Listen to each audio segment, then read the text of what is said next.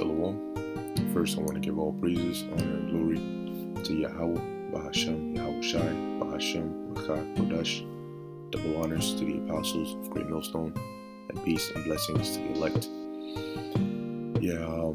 Just wanted to go in on this thought, concerning what to do, or what mindset to be in when faced with death, which is something that we talk about every now and then, but it's all a balance. Now, as of right now, being honest with it is easier said than done. It's easier to say that when the time comes, hey, I don't plan on, taking a chip. I plan on dying, for this truth. But the mindset that you have now compared to, the way you're thinking when you're actually seeing death in your face are two different things. Now, going into, the times that we're coming into where death could come from any angle, you want to make sure concerning these mandates that they're going to bring, your best bet is to make a decision now, make a stance now. Because like I've said before, it's easier to stand by something you've said than to make a decision in the heat of the moment.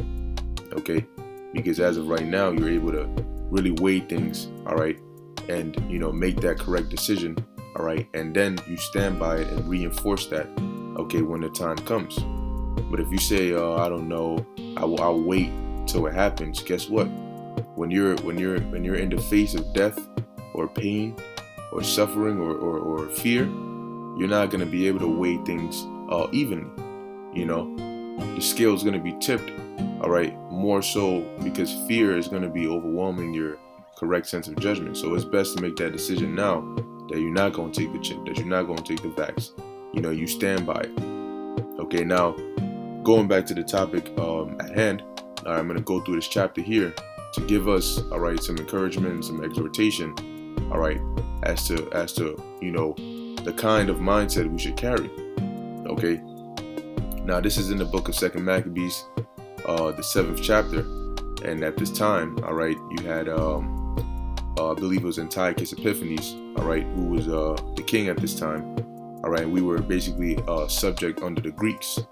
And what he would do is he would every month on his birthday he would have Jews come and keep the feast of Bacchus, and force them to eat pork and abominable foods and so on and so forth. Force them to worship these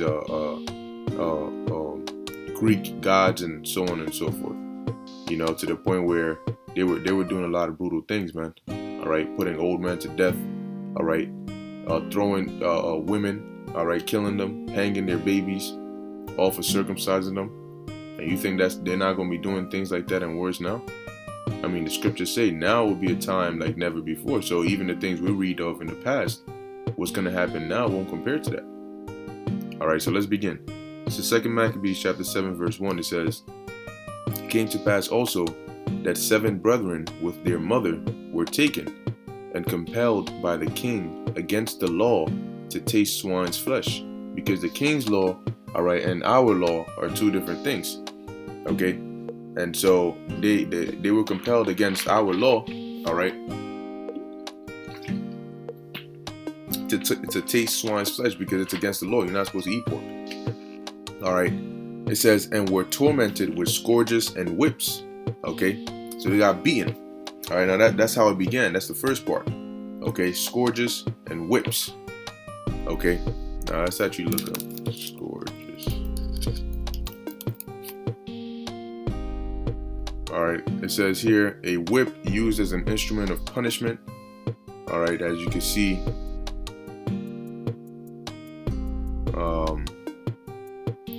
let's look up images. But as you can see a picture here, of this individual's back. He's been whipped so much. This is what his back looked like. So just for the visual, it says verse 2, "But one of them that spake first thus said," now remember it was 7 brothers, and their mother. It says, "One of them that thus spake first said thus, What wouldest thou ask of or learn of us? we are ready to die rather than to transgress the laws of our fathers. So it's like you whipping us and all of that. What you want us to do? Like whatever it is you're expecting from us, we're ready to die rather than to, transgress the laws of Yahweh Ba'ashem Yahushai. Then the king, being in a rage, commanded pans and cauldrons to be made hot. Okay, which forthwith being heated, he commanded to cut out the tongue of him that spake first, and to cut off the utmost parts of his body, and the rest of his brethren and his mother looking on. All right, so imagine you being this first brother, all right, having your tongue cut out. Let me give you a little example. If you talking or you chewing and you bite your tongue, you see how that hurts? Or you drink something hot and you burn your tongue. You see how that hurts? Now imagine your tongue being cut out of your mouth. Okay? And then your utmost parts of your body, your limbs, your fingers, your toes, okay, being cut off. Well, and now imagine you being the mother or the brother, all right, watching your brother go through that, knowing that you about to go next. It says, now when he was thus maimed in all his members, he commanded him, being yet alive, to be brought to the fire and to be fried in the pan. So they had to have had like, a large human-sized pan or something like that. All right, man, imagine that being fried in a giant pan. It says, and as the vapor of the pan was for a good space dispersed, they exhorted one another with the mother to die manfully, saying thus. So he basically fried them to death. It says, man, these devils, man, they're gonna pay, man. It says, the Lord power looking upon us, and in truth hath comfort in us, as Moses in his song, which witnessed to their faces, declaring, saying, and he declared, saying, and he shall be comforted in his servants. All right. So what? They were exhorting each other. All right, exhorting their mother as well. Okay, that look, we got to go through this, but remember, man, that the Most High is witnessing all this. All right, he's witnessing how far we're willing to go for him. It says, so when the first was dead after this number, they brought the second to make him a mocking stock. And when they had pulled off the skin of his hair, so they basically scalped him, all right, pulled the hair off of his head. Now, this is, we're reading it and it sounds fast, but this is over a period of time. This isn't just a quick 2-second process. Okay, imagine your hair being pulled, all right, out of your scalp. Okay, not cut, pulled. It says, they asked him, wilt thou eat before thou be punished throughout every member of thy body? And this is all, part psyop to try and, put fear in them, all right, so that they can break. But understand that the average individual wouldn't be able to stand this strong. The reason these brothers and their mother were able to stand so strong is because they had the spirit on them. Same reason Yahushua was able to stand so strong in his hour of temptation as he went through his beating and suffering is because the Lord had put a strong spirit on him to endure. Okay? And we're going to need that same spirit. See, when the Lord said he's going to keep us in the hour of temptation, that means that he's going to give us a spirit to be able to go through things that we otherwise wouldn't be able to go through. So what the Lord did was, in this sense, he kept these brothers and their mother in this hour of their temptation. All right. Now, they still went through it, but he gave them the strength to be able to go through it. It says, verse 8, but he answered in his own language and said, no, all right, more than likely, which he was speaking Hebrew, all right, la'ah, or no, wherefore he also received the next torment in order, as the former did. And when he was at last gasped, he said, thou like a fury takest us out of this present life, but the King of the world shall raise us up, who have died for his laws unto everlasting life. So what's that about? That's reincarnation. Okay, so they understood reincarnation, and that, guess what? Even that comforted him. The thought of reincarnation is a comforting thought as well. So you got these people trying to teach against it and all that. Well, guess what? there's some scriptures where people understood that, hey, we're gonna be able to come back. The Lord's gonna bring us back at the end, all right, for everlasting life. So whatever we got to go through now is worth it.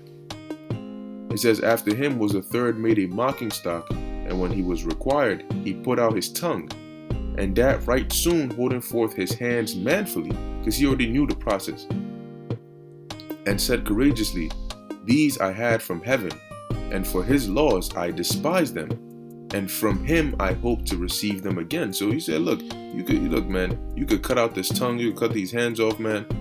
It was given from the Lord anyway, okay? And I'm going to receive them from him again. Verse 12, and so much that the king and they that were with him marveled at the young man's courage, for that he nothing regarded the pains.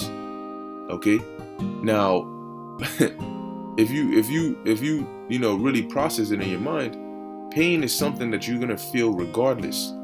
Okay, pain, it's not that pain is something you're gonna feel, and your body has a natural reaction to pain. But the Lord can override your body with your spirit. Okay, for example, when you're able to, for example, how you think some of the men of old were able to fast for so long? Okay, under normal circumstances, your body would give out. Okay, but when your spirit overrides your body, your spirit is in control to where you don't even feel the whims and the attributes of the flesh. All you feel is just being locked into the spirit. So it's sort of like a numbness. That's why you're able to go days without eating, all right, and you're still fine, and that also helps with pain.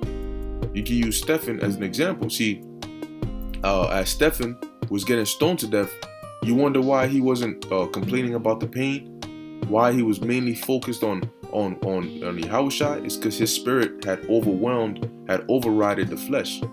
So pain, being an attribute of the flesh, wasn't really felt, because he was locked into the spirit all the way.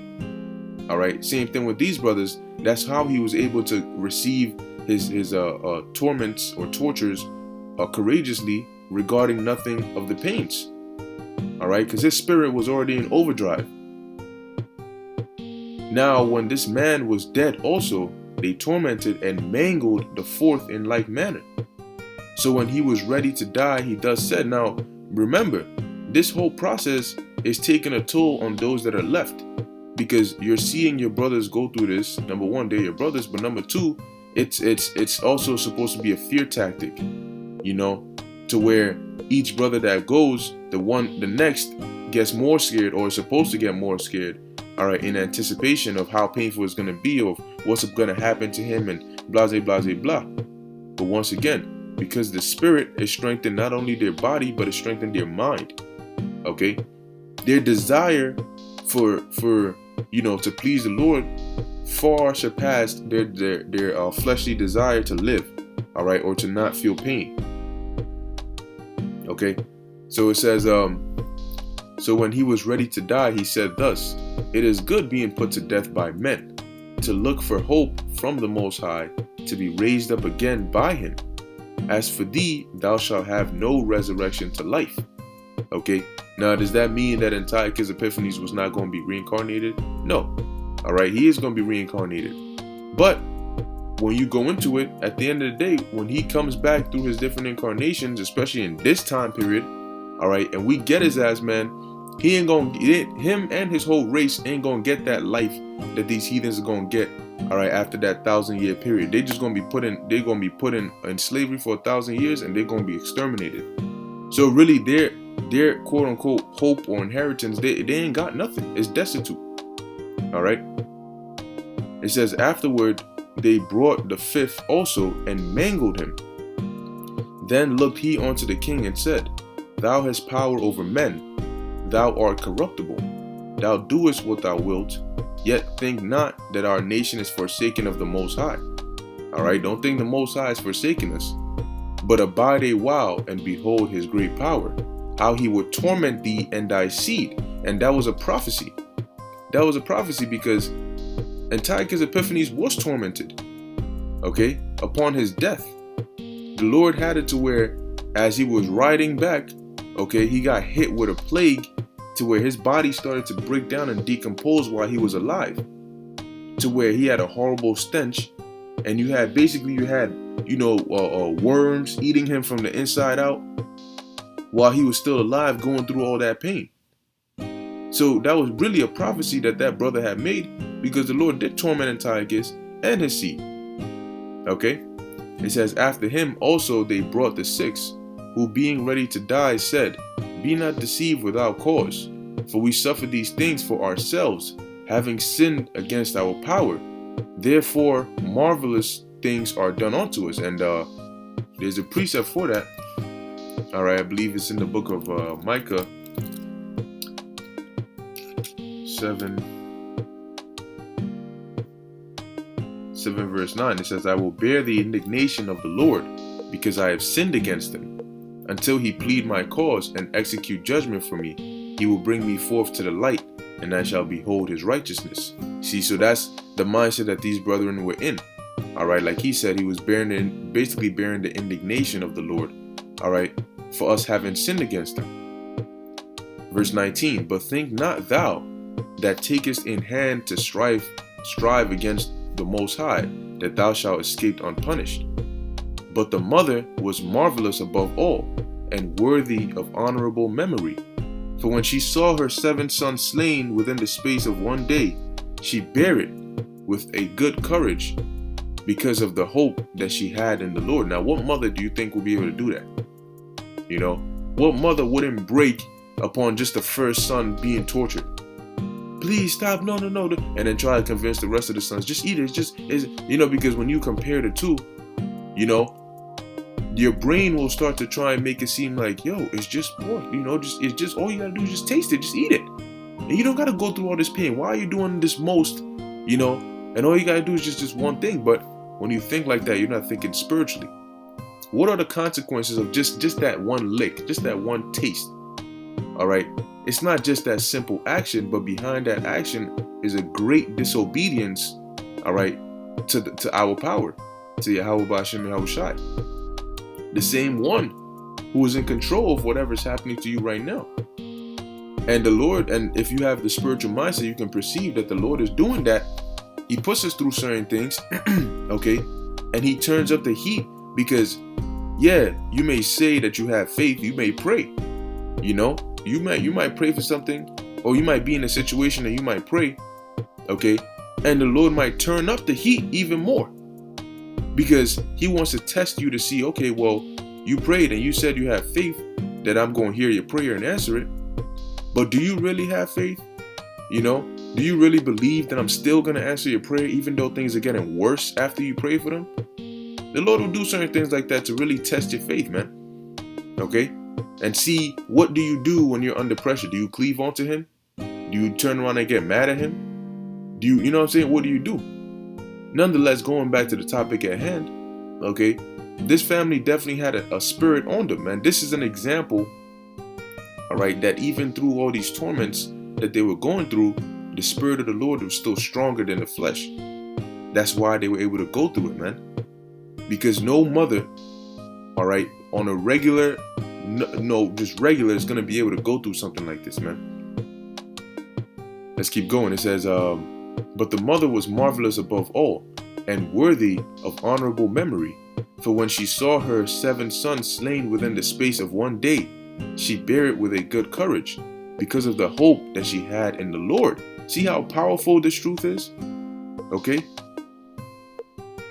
It says, yea, she exhorted every one of them in her own language, filled with courageous spirits, and stirring up her womanish thoughts with a manly stomach. She said unto them, so she basically went against her nature, all right, to be able to keep the faith and stand firm, all right, and trust in the Lord, encouraging her sons, man. As she's suffering by seeing them suffer, she was still encouraging them. Okay? Strength, man. It says, I cannot tell, and meanwhile you had men who were so cowardly that they had basically given up and joined the side of the heathen. It says, I cannot tell how ye came into my womb, for I neither gave you breath nor life, neither was it I that formed the members of every one of you, but doubtless the Creator of the world, who formed the generation of man, and found out the beginning of all things. will also of his own mercy give you breath and life again, as ye now regard not your own selves for his law's sake. See, as the scriptures say, matter of fact, let's get that.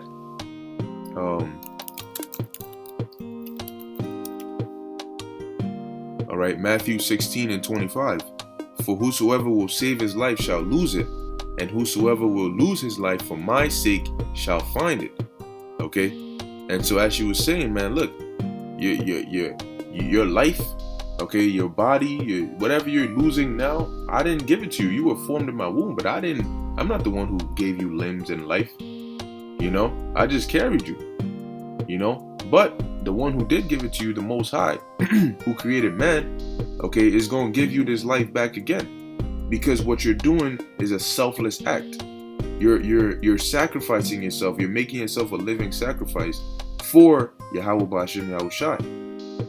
Okay, showing the Lord that you're willing to give up everything that you have for His namesake. You could give up a car, but you could get it back. You could give up a house, and you could still have somewhere to live. But once you give up your life, it's gone. Okay? Once you lose an arm, you're not growing it back. So the Lord is testing you to see, okay, are you willing to give up something that you can't get back right now for my sake? And that's the position that, you know, some of us are gonna be in. Okay?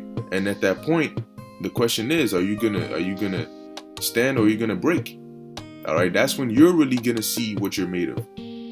Verse 24. Now Antiochus, thinking himself despised and suspecting it to be a reproachful speech, whilst the youngest was yet alive, did not only exhort him by words, but also assured him with oaths that he would make him both a rich and happy man if he would turn from the laws of his fathers, and that also he would take him for his friends and trust him with affairs. So basically saying, look, man, they tried the torture and the fear approach. Now he's trying the sellout method.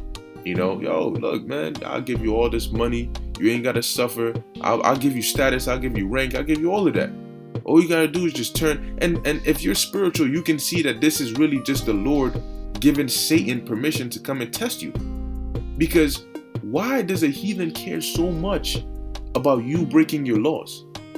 Of all things, why is that so important to him?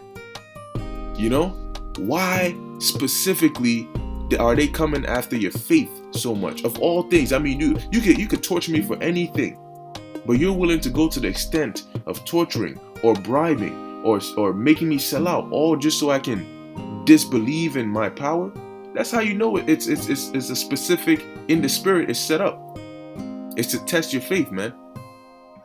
Because on average, why the hell does a heathen care? You know, why the hell does he care? Because if he has you to be obedient to him, but you can still keep your laws, so long as you're obedient to him, that should be enough for him, right? But no, he wanted specifically for them to give up the faith in the Lord. That's how you know it was Satan who was using him, trying to sift them. You know, trying to break their spirit and their trust in Yahweh B'Hashem Yahushai, like in the situation with Job. Because if not, why would he be so pinpoint specifically on them breaking the law, on them eating pork? You know, why are you trying so hard? And there's that one thing that they want, and that's to break your faith of all things. It says, verse 25, but when the young man would in no case hearken unto him, the king called his mother and exhorted her that she would counsel the young man to save his life. So now he went to the mother, you know, telling her things. Hey, look, that's your son, right? That's your last one. All of them are gone. It's just him. Now, if you love your son, tell him, convince him. You know, so Satan jumped on Antiochus, then he's trying to jump on the mom and trying to do everything in his power, because now it's just two of them. It's just the last born and the mother. Okay, so he's trying his best. I ain't trying to lose this bet. I'm trying to get him. You know, so he's turning up the heat. It says, verse 26, and when he had exhorted her with many words, she promised him that she would counsel her son. So he said, oh, okay, all right, I'll talk to him. But she bowing herself toward him, laughing the cruel tyrant to scorn. All right, so she basically bowed and she started laughing. spake in her language, or in her country language, on this manner: O my son, have pity upon me that bare thee 9 months in my womb, and gave thee such 3 years, and nourished thee, and brought thee up unto this age, and endured the troubles of education. I beseech thee, my son, look upon the heaven and the earth and all that is therein, and consider that the Most High made them of the things that were not, and so was mankind made likewise. Fear not this tormentor, but being worthy of thy brethren, take thy death, that I may receive thee again in mercy with thy brethren. All right. So she wasn't going to discourage him, man. All right. Now, like I said, what mother, okay, what mother, like, how much strength do you have to exhort your son to go and, to stand so strong that he has to actually lose his life, man? How painful you think it was for her to even say those words? But it was through what? The Spirit. It says, while she was yet speaking these words, the young man said, Whom wait ye for? I will not obey the king's commandment, but I will obey the commandment of the law that was given unto our fathers by Moses. So he said, what you waiting for? You know what I'm saying? Like, you what you got other plans or something? Because I'm not breaking the laws of my fathers. It says, and thou that hast been the author of all mischief against Hebrews shall not escape the hands of God. For we suffer because of our sins. And though the living Lord be angry with us a little while for our chastening and correction, yet shall he be at one again with his servants. But thou, O godless man, and of all other most wicked, be not lifted up with a cause, nor puffed up with uncertain hopes, lifting up thy hand against the servants of the Most High. For thou hast not yet escaped the judgment of Almighty Power, who seeth all things. They were going through that not because Antiochus really had any power, but just because the Lord chose him to use as a vessel to punish Jake. All right? And it's the same thing that's going to happen now. Verse 36, for our brethren who have suffered a short pain are dead under the Most High's covenant of everlasting life. But thou, through the judgment of the Most High, shall receive just punishment for thy pride. See, basically he told him there's going to be a difference between the way we died and the way you're going to die. See, we died for a righteous cause and we're going to get blessed for that. But you're just going to go through that pain and suffering, and there's going to be nothing that can get you through it. Because why are you suffering this pain? It's not for a greater good. There's no motivation that's going to keep you through it. You're just suffering it because you're a damn demon, and it's punishment for your pride. Verse 37, but I, as my brethren, offer up my body and life for the laws of our fathers. See, when you look at it in the mindset of, you're doing this for the Lord, and not necessarily like, oh my gosh, I'm about to die and all just because I don't want to take a chip. No. When you think of it as, you know what, if the Lord requires this of me, then so be it. As Job said, though he slay me, yet will I maintain my trust in him. It's easier. It's almost as though, hey, after everything the Lord has done for us, this is the least that I could do for the Lord. You always think about it like, sometimes, the Lord does things for you and you think like, damn, there's no way to pay the Lord back. Like, what can you actually do to pay the Lord back? Well, hey, if he requires your life, that's the least you could do. Yahweh Shai gave up his life for us, so the least you could do is, look, I could give up something that I can't get back, something that most people would be too afraid to give up. Well, I, such a faithful servant that I'm willing to do it. All right.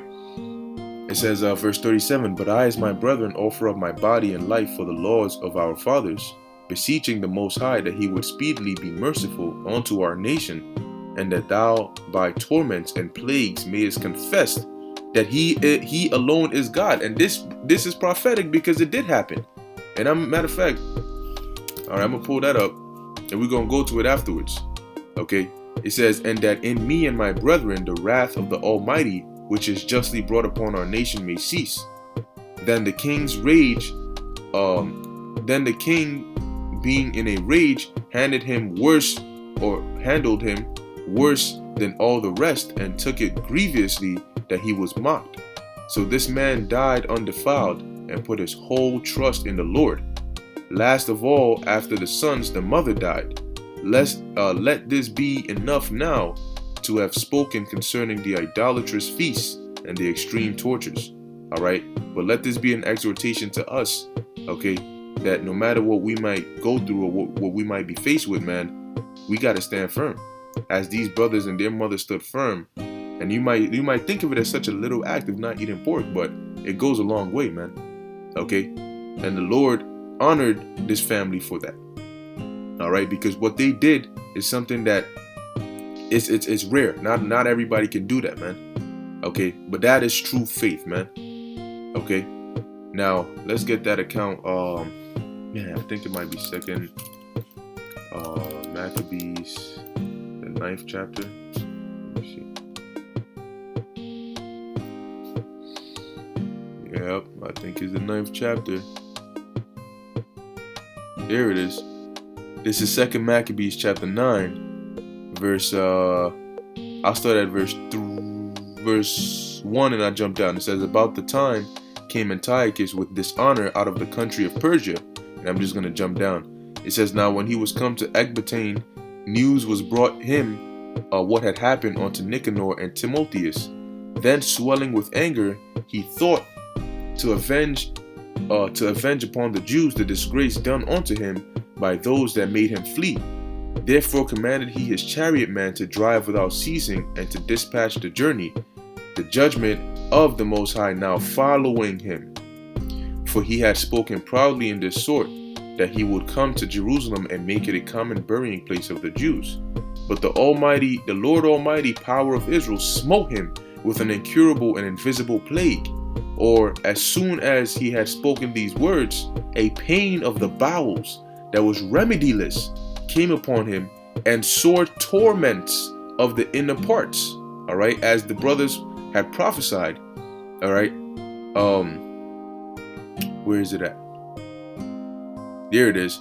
Verse 37, but I, as my brethren, offer up my body and life for the laws of our fathers, beseeching the Most High that he would speedily be merciful unto our nation. And thou by torments and plagues. All right, what did the Lord hit him with? All right, it says the Lord hit him with an incurable and invisible plague. And what? Remediless came upon him, and sore torments of the inner parts. And as the brother prophesied, mayest confess that he alone is God. So what happened? Let's keep reading. It says, and that most justly, for he had tormented other men's bowels with many strange torments. Okay, and now, I'm just going to jump down to the point. All right. Okay, it says here, and matter of fact, we'll read it. Howbeit, he nothing at all ceased from his bragging, but still was filled with pride, breathing out fire in his rage against the Jews, and commanding to haste the journey. But it came to pass that he fell down from his chariot, carried violently, so that having a sore fall, all the members of his body were much pained. And thus he that a little afore thought he might command the waves of the sea, so proud was he beyond the condition of man, and weigh the high mountains in a balance, was now cast on the ground and carried in a horse litter, shewing forth unto all the manifest power of the Most High. So that the worms rose out of the body of this wicked man, and whilst he lived in sorrow and pain, his flesh fell away, and the filthiness of his smell was noisome to all his army. Oh, disgusting. And the man that thought a little afore he could reach to the stars of heaven, no man could endure to carry for his intolerable stink. So he thought he had gotten away with it, but no, man, you ain't gonna touch the Lord's servants and just get away with it. But let's jump down to the part where he acknowledges, all right, that the Most High alone, all right, is oh, here it is. It says, verse 11, here therefore, being plagued, he began to leave off his great pride and to come to the knowledge of himself by the scourge of the Most High, his pain increasing every moment. And when he himself could not abide his own smell, he said these words, it is meet to be subject unto the Most High, and that a man that is mortal should not proudly think of himself as if he were God. This wicked person vowed also unto the Lord, who now no more would have mercy upon him, saying thus. All right, basically going into how he would, set the holy, he would basically like do well unto Jerusalem. All right, but